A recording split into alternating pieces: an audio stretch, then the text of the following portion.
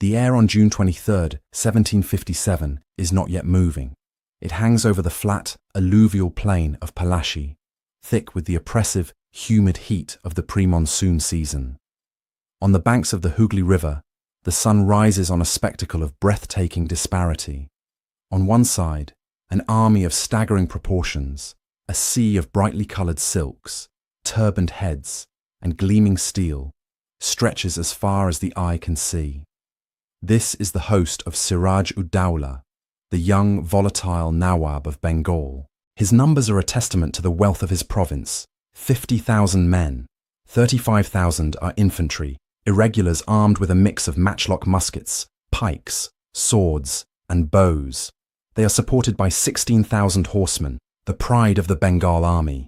At their front sits a terrifying artillery train of 53 heavy cannons, some 24 and 32-pounders, so massive they rest on lumbering wooden platforms pulled by teams of oxen and pushed by war elephants. Facing this ocean of manpower is an island, a tiny, disciplined, and utterly outnumbered force.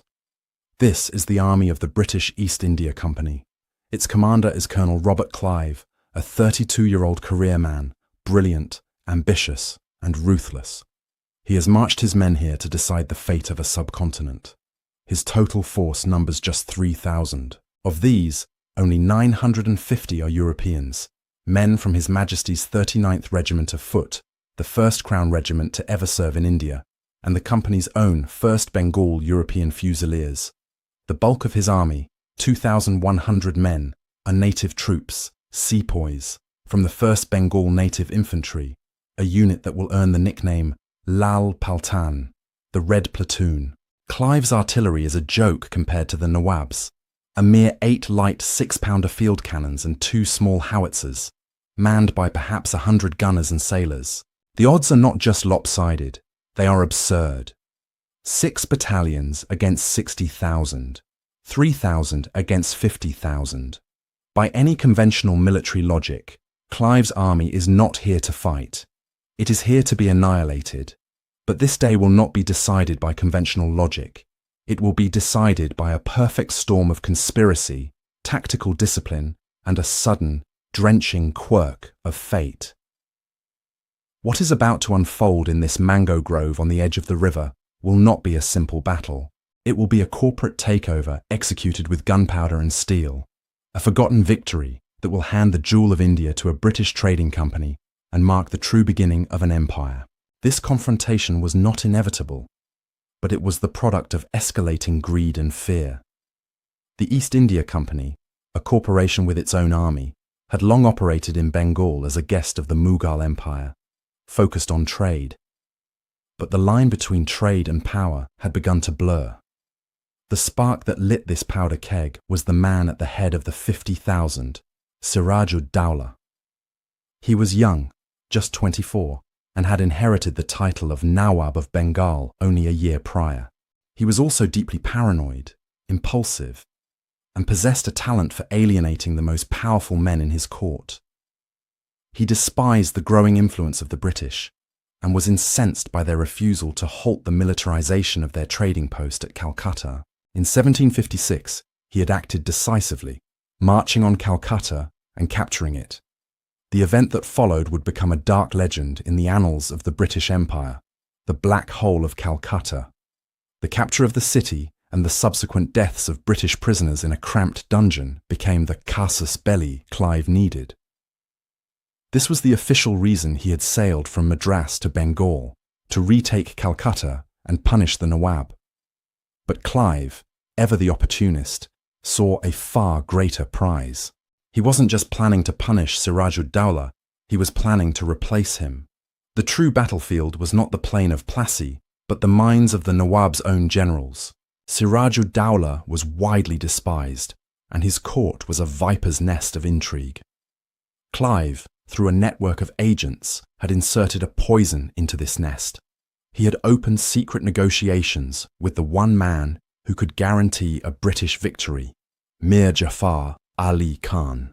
Mir Jafar was Siraj's great-uncle by marriage and, crucially, the commander of a vast portion of the Nawab's army, including some 15,000 of its best cavalry. He was a man of immense power and ambition, and he believed Siraj was an incompetent boy leading Bengal to ruin. He wanted the throne for himself. Clive made him a simple, treasonous offer. In exchange for his help in overthrowing Siraj, the East India Company would install him as the new puppet Nawab of Bengal. This conspiracy was the ace up Clive's sleeve. It was the reason he had dared to march his 3,000 men against 50,000. He wasn't planning on fighting 50,000 men. He was planning on fighting only a fraction of them. Mir Jafar was not the only one. Other powerful figures in the Nawab's court, like the General Rai Durlab, were also part of the secret pact, promising to hold their large bodies of troops back from the fight. And so, as Clive's men stand in the oppressive heat, they are unaware that their greatest weapon is not their Brown Bess muskets or their 6-pounder cannons. Their greatest weapon is the silent, treacherous promise made by the enemy's own commanders. This battle would be a test of that promise. Everything depended on Mir Jafar's nerve. If he betrayed Clive, the British force was doomed. If he betrayed his master, Siraj-ud-Dowlah, a new era would dawn in India. At 8 in the morning, the battle begins. It does not start with a cavalry charge or an infantry advance, but with a sound. A deafening, rolling thunder erupts from the Nawab's line as his 53 heavy cannons open fire. This is the power of Siraj-ud-Dowlah's army made manifest, a storm of iron hurled across the plain. The static, platform-mounted 24 and 32-pounders are designed for siege work, not a fluid battle, but their sheer noise and power are intended to terrorize the small force opposite them into submission. Among this massive, largely ill-served artillery park is one small professional contingent, a group of around 50 French artillerymen, rivals of the British, who have remained loyal to the Nawab. Their guns are well served, and their fire is heavy and accurate. Colonel Clive, seeing this overwhelming display, knows a conventional fight is impossible. His own 8 6-pounders are hopelessly outmatched. He makes the single most important tactical decision of the day. He orders his entire force to pull back and take cover. Their refuge is the Lakshya Bagh, a large mango grove, roughly 800 yards long and 300 yards wide. This is no mere orchard. It is a fortress. The grove is surrounded by a high, thick mud embankment, a natural fortification that provides excellent cover from the cannonade. Clive's men disappear behind this muddy wall. The sepoys and the redcoats of the 39th Foot hunker down, protected from the worst of the fire. For the next 3 hours, from 8 a.m. to 11 a.m., an inconclusive artillery duel rages. The sound is immense, a constant roar of cannon fire echoing across the Hooghly. The air grows thick with the sulphurous smell of black powder. The British gunners, including sailors pulled from the fleet, continue to serve their light 6-pounders, firing rapidly. But their solid shot does little damage to the distant, sprawling lines of the Nawab's army. Conversely, the Nawab's heavy cannons, while terrifying, are largely ineffective. Their fire is mostly inaccurate, and the massive iron balls either whistle harmlessly over the grove or bury themselves deep in the mud embankment. The French contingent, however, continues to find its range, and casualties begin to mount, albeit slowly, among Clive's men. For the soldiers of the East India Company, it is a hellish morning.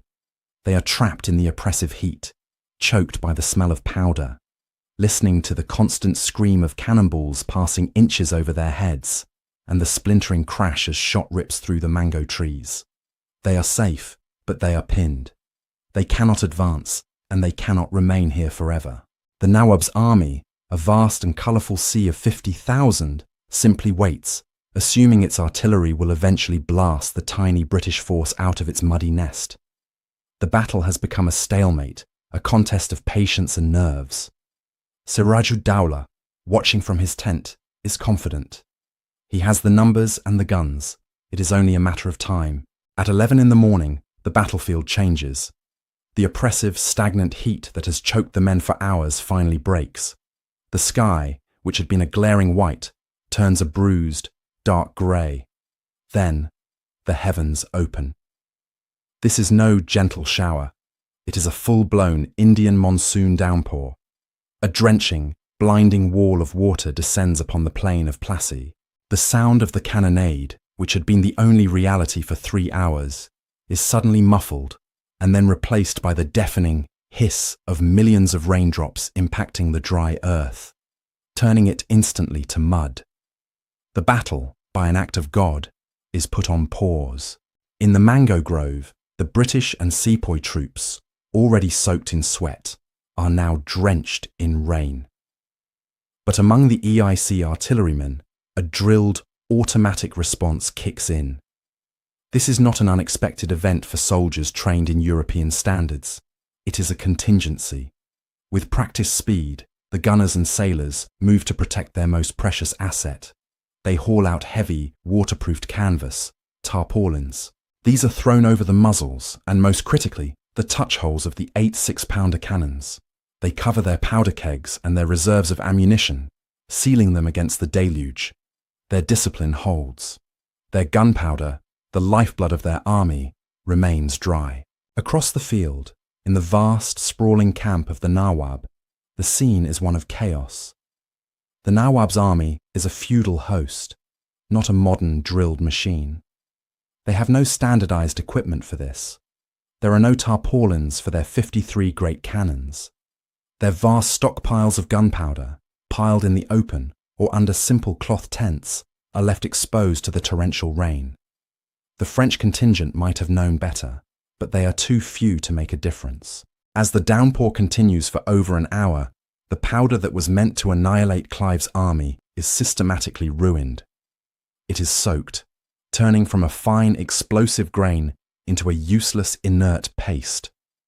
The great iron cannons, the Nawab's primary advantage, are rendered as silent and harmless as logs of wood.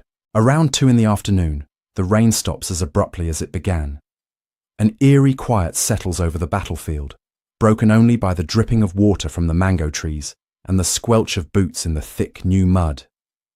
The air is cool, washed clean of the sulphurous stench, replaced by the smell of wet earth and damp wool.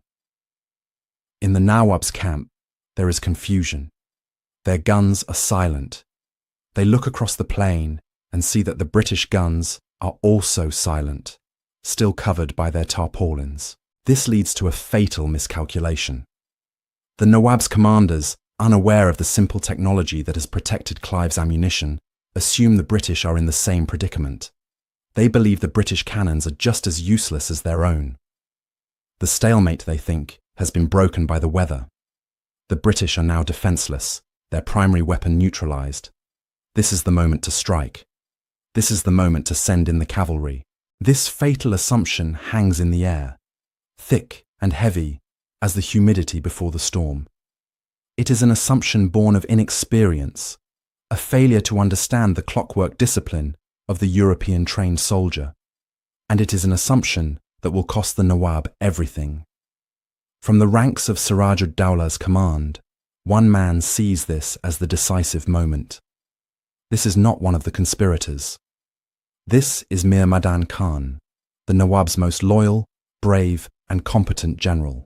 Alongside his fellow officer, Mohan Lal, Mir Madan had watched the British force with growing frustration. He had seen them cowering in the grove, pinned by the artillery, and now he believed them to be disarmed by the rain. Convinced that the British 6-pounders are as silent as his own, Mir Madan Khan gives the order he has been waiting all day to give: charge. He will use the Nawab's greatest remaining asset, his cavalry, to shatter the British line. He gathers his vanguard of horsemen and begins an advance across the muddy plain, aiming straight for the mango grove. The ground, now a slick, treacherous morass of mud, slows the charge, but it does not stop it. The horses strain, hooves sucking at the wet earth, as thousands of riders begin to build momentum. This is the classic shock tactic, the very thing Clive's tiny force feared most.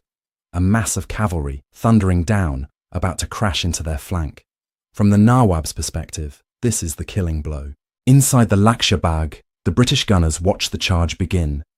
There is no panic. There is only drilled precision. The order is given. The tarpaulins, which had seemed like a symbol of retreat, are whipped back from the cannons. The artillerymen get to work. Their powder is bone dry. Their guns are perfectly functional.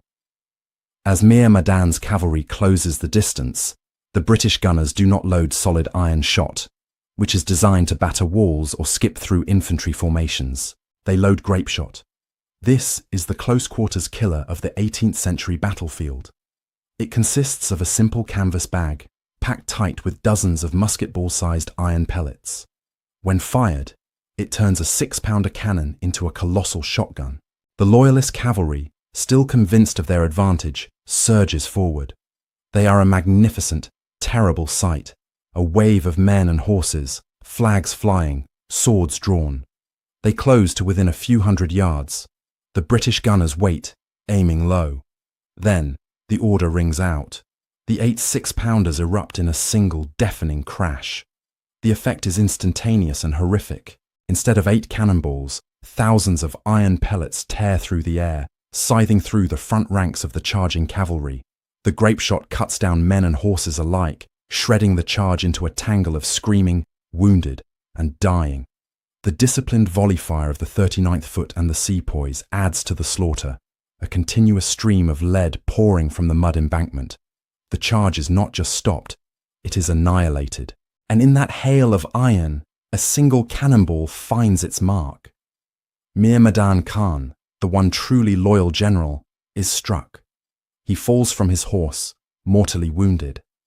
The vanguard, leaderless and decimated, breaks in terror and falls back in a panicked rout. The turning point of the battle has arrived, sealed not by conspiracy, but by a loyal man's tragic mistake and a few bags of iron shot. The smoke from the British cannons, smelling of sulphur, drifts slowly across the wet field. It mingles with the steam rising from the mud and the smell of blood. The brief, violent, and one-sided slaughter of Mir Madan's charge has left a profound silence in its wake, broken only by the cries of the wounded. Across the plain, in the Nawab's command tent, Siraj-ud-Dawla watches his best general fall. This is the moment the young ruler's nerve, already frayed by the long, inconclusive day, shatters completely. The boy who had alienated his court now finds himself utterly alone. His artillery is useless. His one loyal and competent commander is dead. The British, who he believed were helpless, have just demonstrated a terrifying, disciplined firepower. He panics. In his fear, he sees only one path to safety, one man with enough power and troops to protect him. He summons Mir Jafar. This is the moment the entire conspiracy has been building towards. The traitor, who has kept his own massive wing of 15,000 cavalry completely inert throughout the battle, now rides to the Nawab's tent. Siraj-ud-Dawla, desperate and humiliated, confronts his great-uncle. The 24-year-old ruler, in an act of abject supplication, reportedly throws his turban at Mir Jafar's feet, begging him to defend his honor and his life. He has no one else to turn to. Mir Jafar, the master manipulator, now holds the fate of Bengal in his hands. He seizes his moment, not with a sword, but with words poisoned by false loyalty. He looks at his desperate master and gives him the worst, most treacherous advice possible. He confirms the Nawab's worst fears. The day is lost, he says. The army is demoralized by Mir Madan's death. The British are too strong. There is nothing more to be done on this field. He advises Siraj-ud-Dawla that his only option is to save himself, to retreat immediately to his capital at Murshidabad. He promises that he, Mir Jafar, will remain on the field, command the army, and cover the retreat. He will fight the British tomorrow, he assures the young Nawab. It is a lie of breathtaking audacity. He is telling his master to flee, leaving the army leaderless, so that he himself can hand it over to the enemy. Siraj-ud-Dawla, his courage gone, clutches at this false hope. He believes Mir Jafar. He has given the order to the one man who has been plotting his downfall for months. At approximately 3 cows p.m., Siraj-ud-Dawla, the master of 50,000 men, abandons his army. He mounts a swift camel and flees the battlefield, racing towards his capital. The sight of the Nawab's elephant, its royal standard now gone, and the news of his flight spreads through the army like a contagion. The troops, who were already confused, now become a truly leaderless mob. Their master is gone, their best general is dead. The only remaining general, Mir Jafar, simply sits and watches. Around 4 in the afternoon, a strange and tense quiet settles over the battlefield. The Nawab's army, a force of nearly 50,000 men, is still present. But it is no longer an army, it is a crowd. The news of Siraj-ud-Dowlah's flight on the camel has crippled its central nervous system. The heavy cannons stand silent and abandoned, their powder soaked and useless. The loyal vanguard, shattered by grapeshot, is a broken remnant. But the main body of the army, tens of thousands of infantry and cavalry, still stands. They are milling in confusion, a vast sea of men without a leader or a purpose.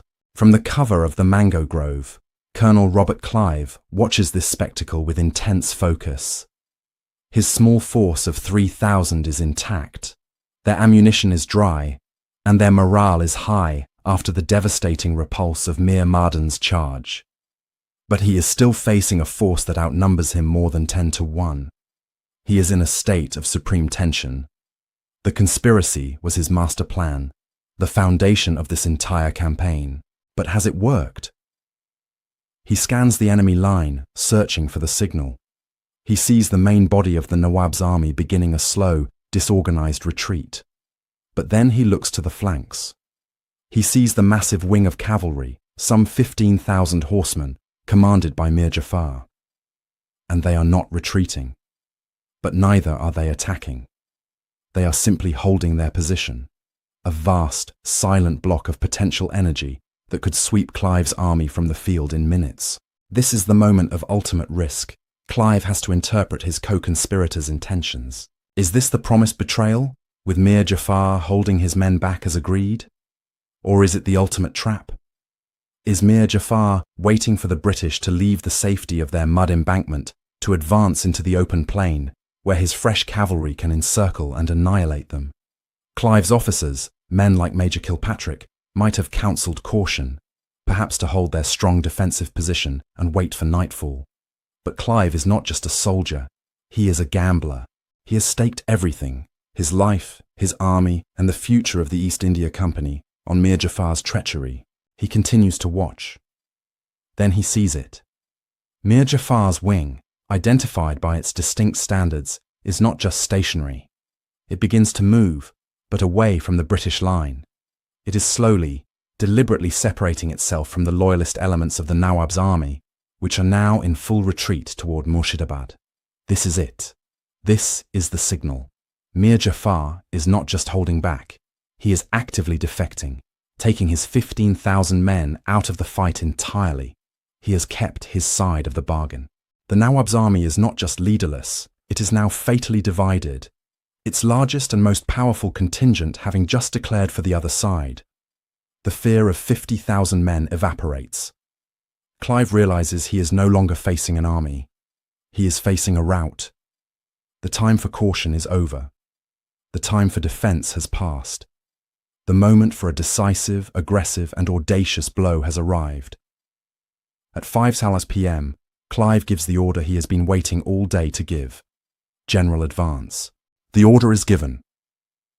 The 3,000 men of the East India Company emerge from the Lakshya Bagh, their muddy sanctuary for the past 9 hours. They leave the cover of the embankment and the splintered mango trees, forming up on the wet, open plain.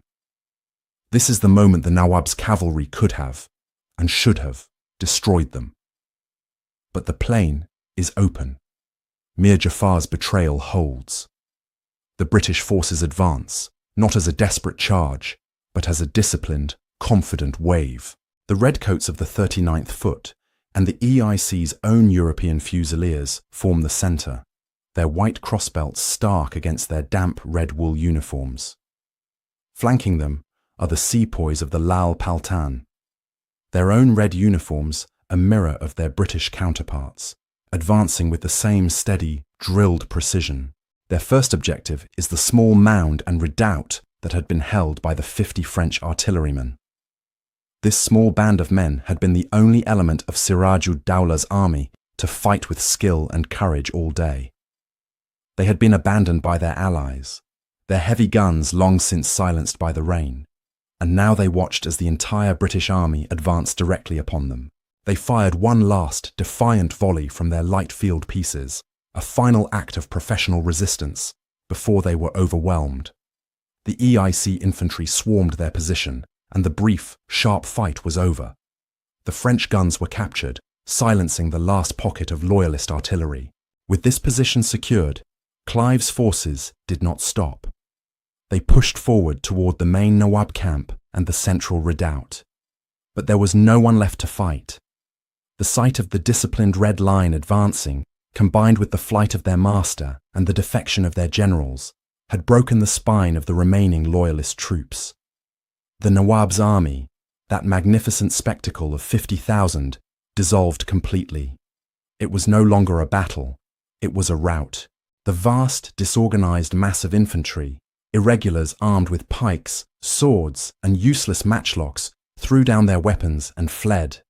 The battlefield, which had been a sea of bright silks, was now a churning mass of panicked men, struggling through the mud to escape. The air was filled with the shouts of men, but not the roar of combat. The primary sound was the sucking and pulling of thousands of feet in the deep mud. The air still carried the thick metallic scent of blood and the sulphurous stench of gunpowder, but it was now the smell of a victory won. As the EIC forces advanced, they did so almost unopposed.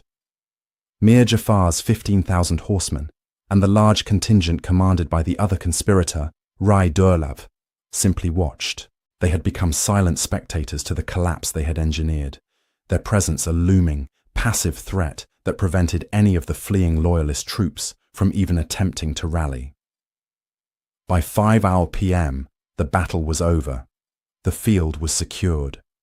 The victory was total, surreal, and had been achieved for a pittance in blood. The sun was beginning to set on a new reality in India, a reality that had just been purchased by a 32-year-old colonel, a secret treaty, and a perfectly timed downpour. As the tropical twilight begins to settle around 5 p.m., the full, staggering reality of what has just occurred becomes clear. The battlefield is not a scene of mutual slaughter. It is a testament to a strategic and political rout. The East India Company's force of 3,000 men, the Europeans of the 39th Foot, the company fusiliers, and the sepoys of the Lal Paltan, stands victorious, having spent most of the day behind a mud wall. Their losses are almost absurdly light, a tiny fraction of their number, a cost so small it is statistically insignificant against the sheer scale of the army they had faced. The same cannot be said for the Nawab's army.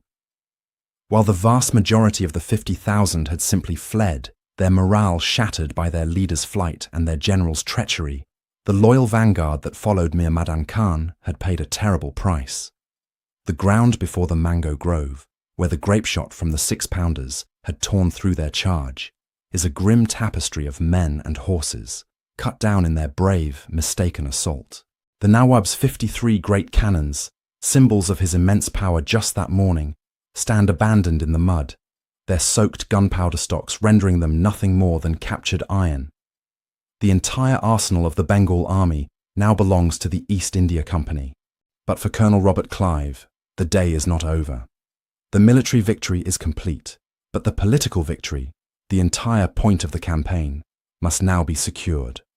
He has gambled everything on the word of a traitor, and now it is time for the payout. As his men secure the captured camp, Clive prepares for the most important meeting of his life. He rides out to meet the man who had held the fate of the battle in his hands, Mir Jafar, the great general, at the head of his 15,000 fresh, unbloodied cavalrymen, approaches the British commander. This is the man who had watched his master's army collapse, who had advised his master to flee, and who had done nothing but wait. The meeting is a masterpiece of political theatre. Clive, the 32-year-old soldier, greets Mir Jafar not as a co-conspirator, but as a deliverer.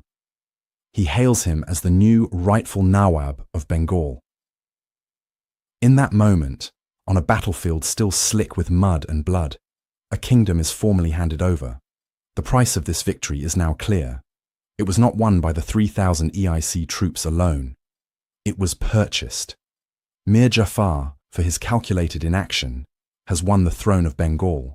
But it is a poisoned chalice, a throne that is now entirely beholden to the foreign corporation that just installed him. The East India Company has ceased to be a mere trading entity. It has become a kingmaker, the puppet master of India's richest province. And as for Siraj-ud-Dowlah, the man who fled on a camel, he is now a fugitive in his own land, his fate sealed by the man he trusted to cover his retreat. How did this happen? How did 3,000 men, even with treachery on their side, so completely neutralize a force of 50,000? The answer lies not just in the conspiracy, but in a profound, fundamental gap in military technology, tactics, and above all, discipline. The Battle of Plassey was a near-perfect illustration of the mismatch between a modern, 18th century European army and a vast, but antiquated, feudal host. The Nawab's army, for all its magnificent numbers, was an army of a bygone era. His 35,000 infantry were primarily irregulars, men armed with a motley collection of weaponry. Some had slow-burning matchlock muskets, but many carried only pikes, swords, or even bows. They were brave, but they fought as individuals, not as a cohesive, single-minded machine. Against this stood the British infantry. The 39th Regiment of Foot and the EIC's own Fusiliers were armed with the 75 caliber, flintlock, Brown Bess musket. This smoothbore weapon was famously inaccurate beyond 100 yards, but its individual accuracy was not its purpose. Its purpose was volume. These men were drilled relentlessly in the art of platoon volley fire. They were trained to stand shoulder to shoulder, a thin red line, 3 ranks deep, and unleash a continuous, rolling thunder of lead. While one rank fired, another would be reloading, and a third would be making ready. This system created a steady, mechanical stream of fire that no irregular infantry, no matter their courage or numbers, could withstand. It was the sound of a clockwork, industrial killing machine, a sound that was utterly alien to the individualistic warfare of the Nawab's host. This technological gap was even more pronounced in the artillery. Siraj-ud-Dowlah's 53 cannons were, on paper, his super weapons. They were massive 24 and 32 pounders, capable of hurling immense iron balls. But they were siege weapons, not field artillery. They were so heavy they had to be mounted on static wooden platforms, some of which were pulled by elephants. Once in place, they were nearly impossible to re-aim or move. They were designed to batter down the walls of a fort, not to engage a mobile, flexible enemy. In contrast, Clive's 8 6-pounder cannons were the pinnacle of modern field artillery. They were light, mounted on wheels, and could be moved and redeployed by their gunners in minutes. Their crews were highly trained professionals who could maintain a rapid and accurate rate of fire. And then there was the grape shot. This simple innovation, which turned a cannon into a giant shotgun, was the perfect counter to the Nawab's only real offensive tactic, the massed cavalry charge. When Mir Madden's horsemen charged, they were not met with 8 cannonballs. They were met with a storm of thousands of iron pellets that shredded their ranks at close range. Finally, the most decisive piece of technology on the field was also the simplest, the tarpaulin, the standard issue, waterproofed canvas that the Royal Artillery and EIC gunners used to protect their ammunition was the physical manifestation of military discipline and foresight. The lack of this basic equipment in the Nawab's army was not just an oversight, it was a symptom of a feudal mindset, an army that was unprepared for the logistical realities of modern warfare. Plassey was not just a victory of conspiracy, it was a victory of drill, discipline, and the 6-pounder field gun. The victory on the field of Plassey was a military marvel, but the true conquest happened in the days that followed. Colonel Robert Clive, now the de facto master of Bengal, did not rest. He immediately marched his small victorious army, accompanied by Mir Jafar and his vast, unused cavalry, toward the capital city of Murshidabad. This was not a march of conquest, but a procession, a political act to formalize the regime change he had engineered. The capital, a city of immense wealth, was in a state of panic, leaderless and awaiting its new master. Siraj-ud-Dawla, the fugitive Nawab, had arrived there after his flight on the camel, but he found no support. The court that had despised him in power had no intention of dying for him in his defeat. He gathered what jewels and gold he could and attempted to flee further north with his wife, but he was soon recognized and betrayed by a man he had previously wronged. He was captured and dragged back to his own capital in chains. His fate was swift and brutal. Mir Jafar, the man who had pledged to protect him, now occupied the palace. Fearing Siraj-ud-Dawla could become a rallying point for any remaining loyalists, the new Nawab gave the order for his execution. The 24-year-old ruler, whose reign had lasted little more than a year, was killed in his cell. His body was paraded through the streets on an elephant to prove to the populace that the old regime was truly and unceremoniously over. With his rival dead, Mir Jafar's ascension was complete. Clive entered Murshidabad and, in a formal ceremony at the palace, he led the old, treacherous general to the Masnad, the throne of Bengal. He presented him with a plate of gold rupees, the traditional offering of a subordinate to his new sovereign. But everyone in the room knew who held the real power. This entire ceremony was a charade. Mir Jafar was the Nawab in name, but he was a puppet, and Clive held the strings. The East India Company had just performed the greatest corporate acquisition in history. It had not just won a battle, it had seized a kingdom. The price of Mir Jafar's treachery, as stipulated in the secret treaty, was now called due. The new Nawab was forced to pay an astronomical sum to the company for its services in overthrowing Siraj, effectively emptying the legendary Bengal treasury. He also granted the company vast tracts of land and, crucially, the right to collect tax revenue from Bengal, Bihar, and Orissa. This was the moment the EIC's transformation was complete. It was no longer a humble corporation of merchants focused on textiles and spices. It was now a sovereign power, a government with its own army, its own territory, and the right to tax millions of people. The 3,000 men at Plassey, the 950 Europeans of the 39th Foot, and the 2,100 sepoys had not just won a victory, they had laid the foundation stone of the British Raj. The victory at Plassey was not an end, but a beginning. It was the crack in the dam that would, over the next century, unleash a flood of British power across the entire subcontinent. The 23rd of June, 1757, is the hinge date. Before this, the East India Company was a guest on Indian soil, a powerful and wealthy tenant, but a tenant nonetheless. After this, it became the landlord. The vast revenues of Bengal, now under company control, funded its armies and its ambitions. This wealth allowed the EIC to play one Indian state against another, financing campaigns against the Marathas, the Sikhs, and the Sultans of Mysore. Plassey provided the financial and military springboard for the conquest of India.